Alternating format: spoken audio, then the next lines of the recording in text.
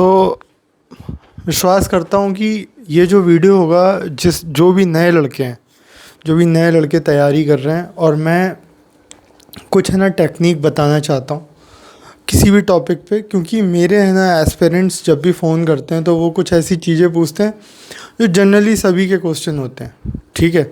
लेकिन मैं वो जवाब देता हूँ जो जनरली सारे टीचर नहीं देते हैं, क्योंकि मेरा जो सवाल, जब वो सवाल करते हैं तो मैं उनसे एक ही चीज़ पूछता हूँ कि लिखते कितना हो, आप उंगलियाँ कितनी घिसते हो, पेन कितना चलाते हो, कितने पेजेस लिखते हो, ठीक है।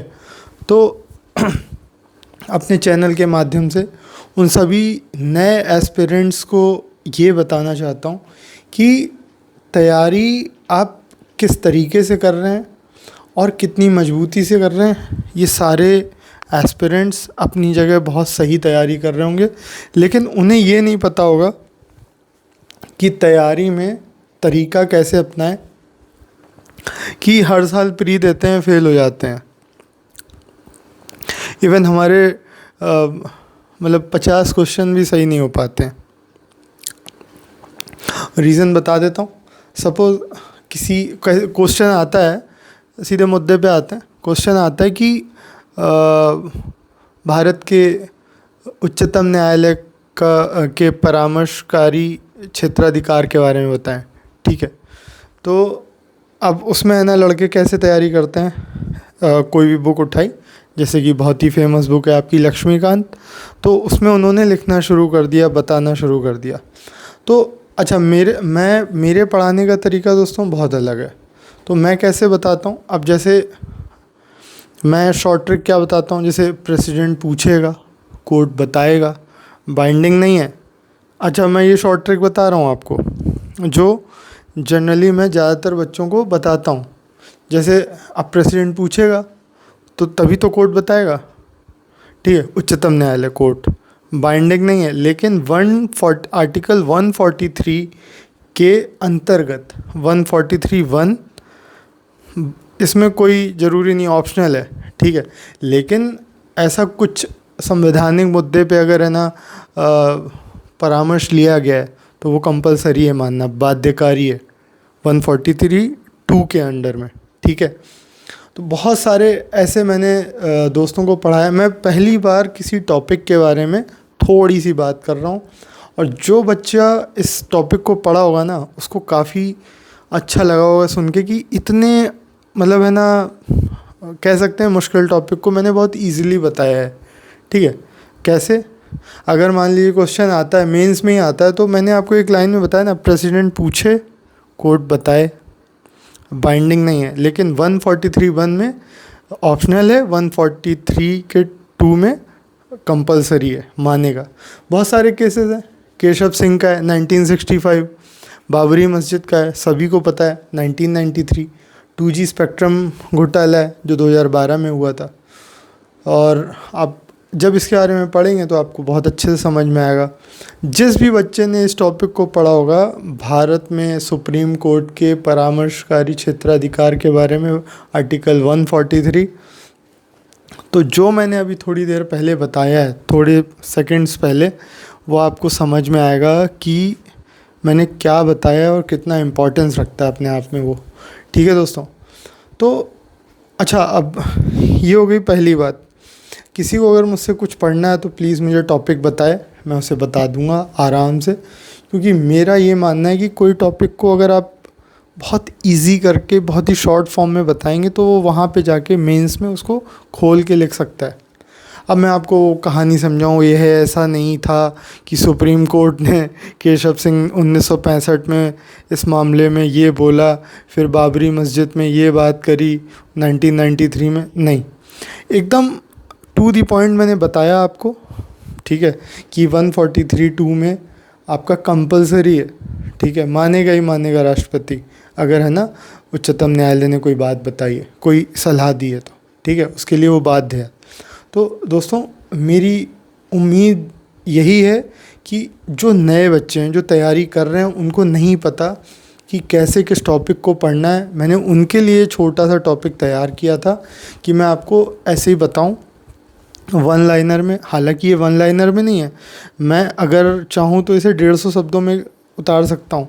क्योंकि अगर अच्छा एस्पिरेंट, अच्छा प्रशासक वही है ना जो थोड़े शब्द मिल जाएं, मेन जो जड़ होती है वो शब्द मिल जाएं, उससे वो पूरा आंसर बना सकता है। ठीक है, असली सिलेक्शन उसी का होगा जिसके पास ये ट्रिक होगी।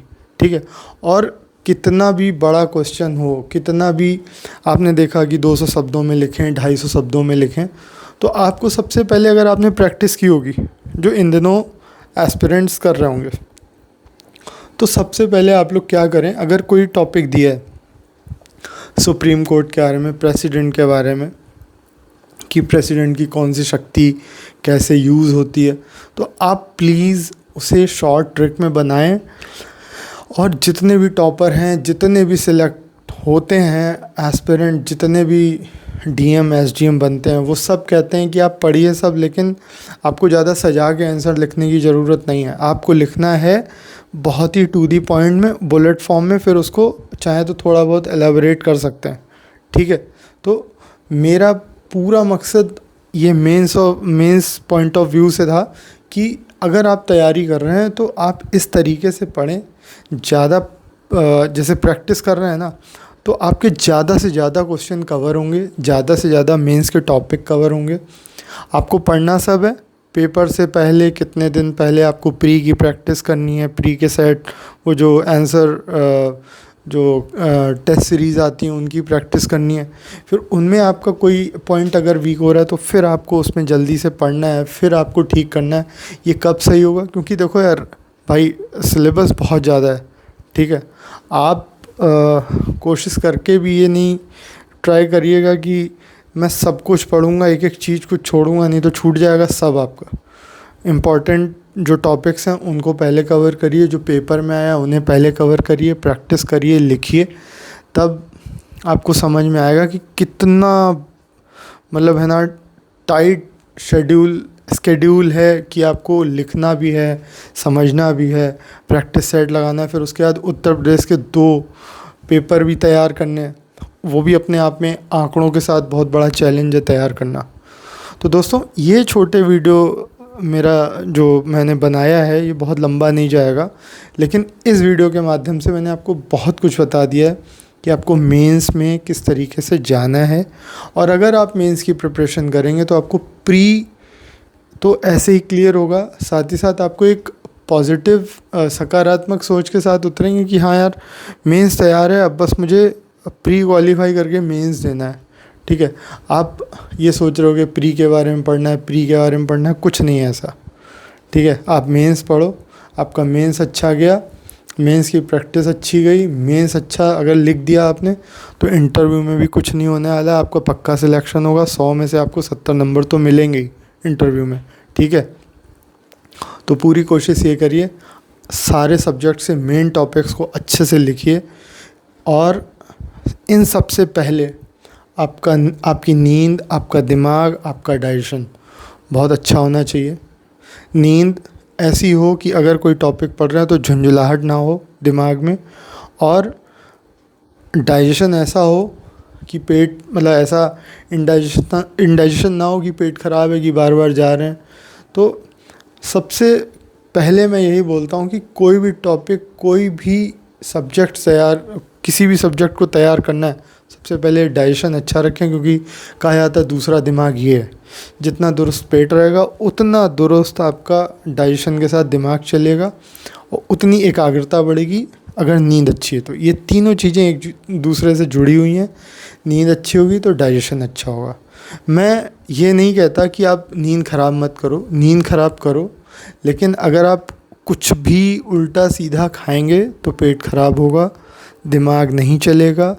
मेरी बात ध्यान रखिएगा, बहुत रिफाइनरी वे में आपको डाइट भी लेनी है, पढ़ना भी अच्छा है, लिखना भी अच्छा है। ठीक है, तो दोस्तों मिलते हैं नेक्स्ट वीडियो पे, तब तक के लिए जय हिंद, जय भारत।